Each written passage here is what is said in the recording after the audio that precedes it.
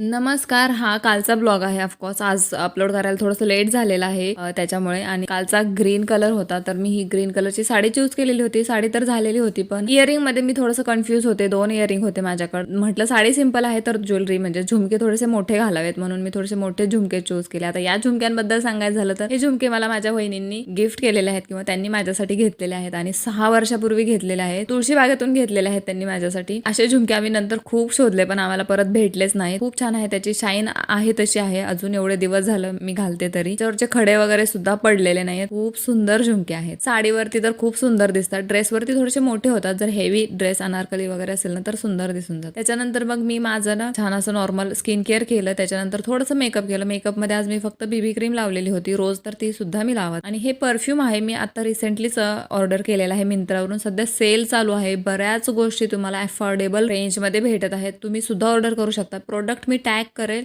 Link तुम्हाला हवी असेल तर, जसं की लिपस्टिक, मस्कारा, परफ्यूम वगैरे. तर त्याच्यानंतर आहे ना मग आम्ही आरती वगैरे केली आणि आरती केल्यानंतर ब्रेकफास्ट मध्ये आज मी ओट्स बनवलेले होते हेल्दी वाले. तर जर तुम्ही वेट गेन असाल किंवा तुम्हाला मेंटेन करायचं असेल वेट, हेल्दी प्रोटीन तुम्हाला तुमच्या डाएट मध्ये ऍड करायचे असतील, तर हे एक वाटीभर ओट्स आहे. जर सकाळी तुम्ही खाल्ले ना तर तुम्हाला लाईक हाफ डे, अर्ध्या दुपारपर्यंत ना दुसरं काहीच खायची गरज नाही. ओट्स बनवताना मी त्याच्यात 3 चमचे ओट्स घेतलेले आहेत.